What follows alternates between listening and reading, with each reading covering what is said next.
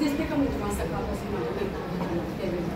काल जेव्हा मला अथर्वचा फोन आला, व्हॉट्सअपवर मेसेज आला की मॅडम मी डॉक्टर झालो खऱ्या अर्थाने मला डिग्री मिळाली, तर मला राहूनच नाही गेलं. व्हॉट्सअपवर डायरेक्ट फोन केला, व्हॉट्सअपवर कधी फोन करत नाही आम्ही, नेहमी त्याचा मेसेज असतो मला फेसबुकला आणि मला राहवलंच नाही. मला एवढा अभिमान वाटला सर, मला एवढा आनंद अश्रू झाला तो त्याचा मेसेज वाचला. मला असं वाटलं की माझा मुलगाच डॉक्टर झाला.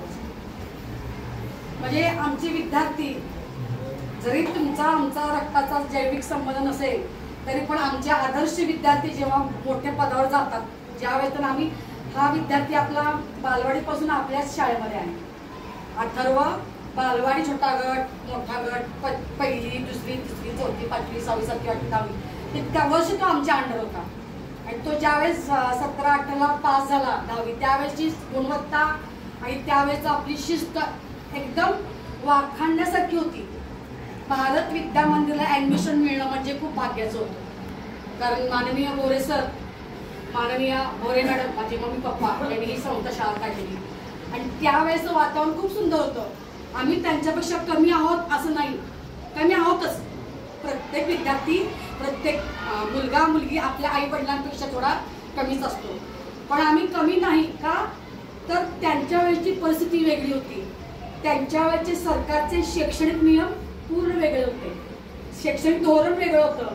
आणि ज्यावेळेस शाळा आमच्याकडे आली त्यावेळेस सरकारचं शैक्षणिक धोरण पूर्ण बदललं. पुढची पिढी म्हणजे आम्ही, सीमा मॅडम, अतुल सर, सुषम मॅडम, बरोबर आहे ना, संस्थाचालकांची. त्यावेळेस हा पासआउट झाला आणि GR आले. विद्यार्थ्यांना मारायचं नाही, विद्यार्थ्यांचा अपमान नाही करायचा, विद्यार्थ्यांना चोरी केली तरी चालेल, विद्यार्थ्यांनी मारामारी केली तरी चालेल. जर एखाद्या शिक्षकांनी मुलांना नंबर त्यांना सांगितलं की पालकांचा जमाव शिक्षकांच्या अंगावर येणार, पेपरमध्ये त्याच्याबद्दल वाईट बातमी येणार, अशा परिस्थितीमध्ये शाळा आमच्या हातात आली. शिक्षक तेच आहेत, संस्थाचालक तेच, शाळेचं नाव तेच आहे, तेच शिक्षक ज्या शिक्षकांनी अथर्वला शिकवलं होतं तेच शिक्षक आजही इथे आहेत आणि मी त्याला शिकवलं होतं, मी इथंच आहे. पण तरी सुद्धा सगळे म्हणतात शाळेची व्यवस्था बदललेली आहे.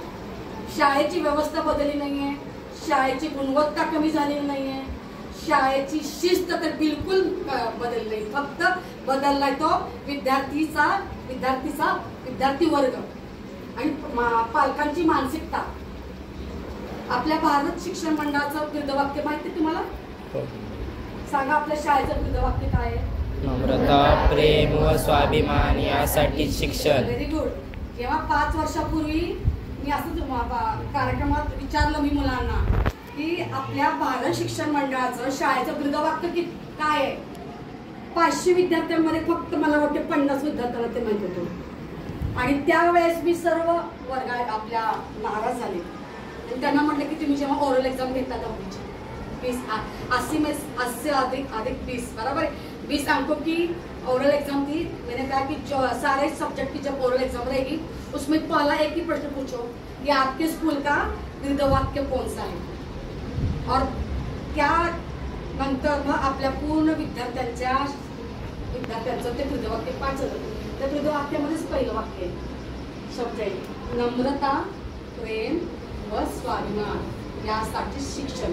हे तिन्ही शब्द जे अथर्वांनी पाळले, त्याच्या वर्गाचे जे अगोदरचे विद्यार्थी इथे शिकलेले आहेत त्या सर्वांनी ते 3 शब्द पाळले आहेत. आज अखेर जो कोणी नम्र असेल, जो कोणी स्वाभिमानी असेल ना, तो आपल्या लाईफमध्ये कधीही मागे राहत नाही.